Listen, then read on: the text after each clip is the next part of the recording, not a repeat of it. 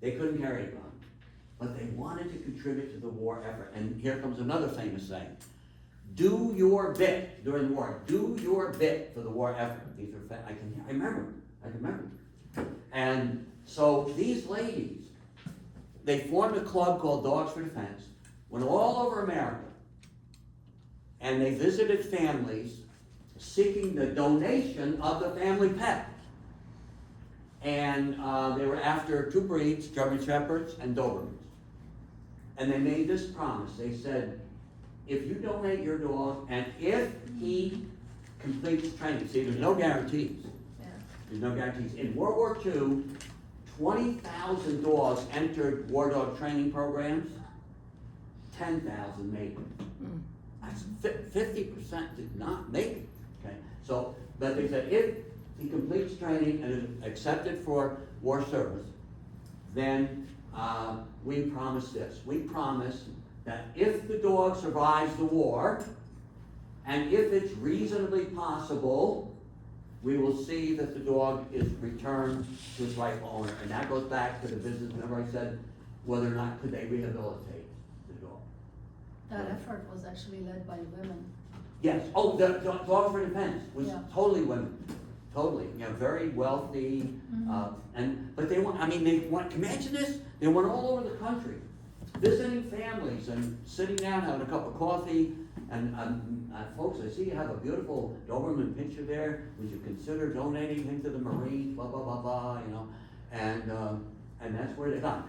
After, okay, so then these people, the Dog for Defense Club, they do this on their own dime. They train the dogs on their dime. And then on their own dime, get this now, they arrange a demonstration for the brass. They show the high command what the dogs can do. Wow! Finally, the brass is convinced, and they do two things. They accept donations from that club, and that's where this comes from. This family donated their dog. Okay, this is actually a picture during the war of that dog. It was in the Kingston newspaper. Okay, and so they accepted donations from the club, and then at the same time, going back to your question, they formed their own dog training program. During World War II, the program was run by the Army, and in World War II, that program was known as the Canine Corps.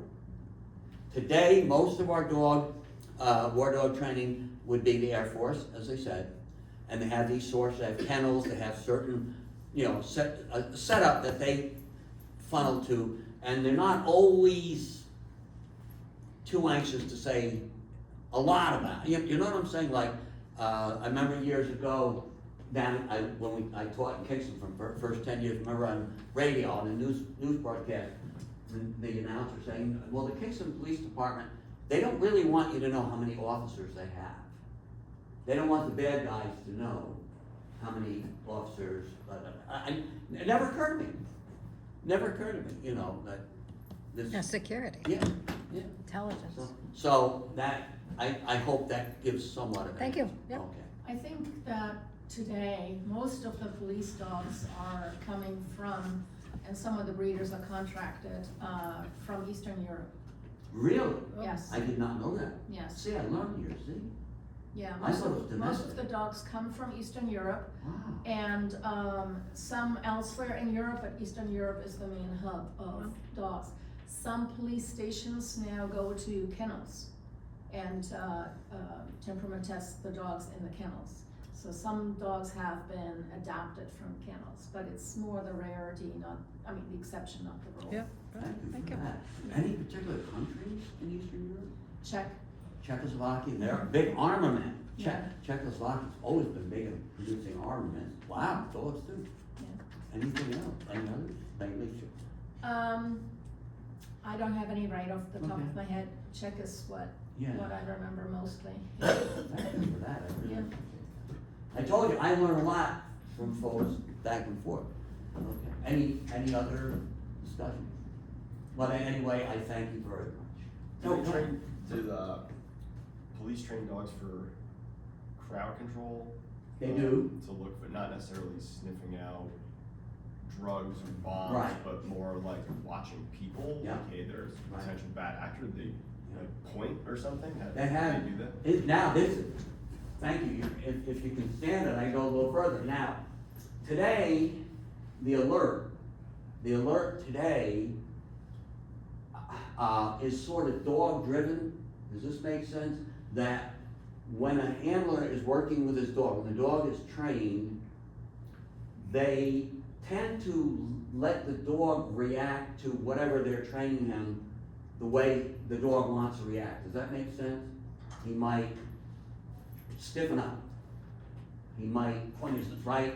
There's certain clues. Yeah. And then, so what they have to do today, they have to train the handler to understand the clues the dog's taking, right? Mhm. They have to train, so they're training the dog and the handler, rather than trying to force Just feed train the dog. and cookie cutter. They'll say, let's. I'm so glad you brought that up. Let's use the dog's abilities, and then let's see how does that. Let's find out how that dog reacts, and then train the handler to react to the dog. With that. Yeah. It's like a Right. natural. It'll have like a natural reaction. Exactly. And they train the handler. They said, okay, we were watching Rex or whatever, and when he's provoked or whatever, he does such and such. Maybe he lifts a leg, who knows, whatever. And so let's go with that. Now, in World War II, they kind of force-fed the training. And folks, we didn't learn this until combat. Nobody thought of this. When a dog is alarmed at home, our dog at home, you have a dog, somebody comes to the door, whatever. What is the dog's natural mechanism to let you know what's going on? Barking. Hey, right, barks. Well, we got in combat, and the first couple times, and it was mostly in the Pacific. We didn't use too many dogs in Europe, because think about General Patton, gone across. You think of that mobile warfare. But in the Pacific, oh man, in those jungles loaded with snakes. Yes, tunnel dogs. Tunnels. Oh, yeah. So it was ideal for in the Pacific. That was the first time we learned that they detected the presence of some Japanese soldiers, and they let out a bark. Well, good, we knew they were there. Now they know we're there. So in World War II, they trained our war dogs to alert, and they cookie cutter. The dog had to adapt to us, as opposed to them. So they trained our war dogs in World War II to alert his handler by the dog pressing his body as hard as he could against the leg of the handler, almost knocking the handler over. And that was his alert mechanism. That's what the dog had to be able to do that. It was not accepted if he couldn't alert, the handler like that. So, but Great. that was. I interviewed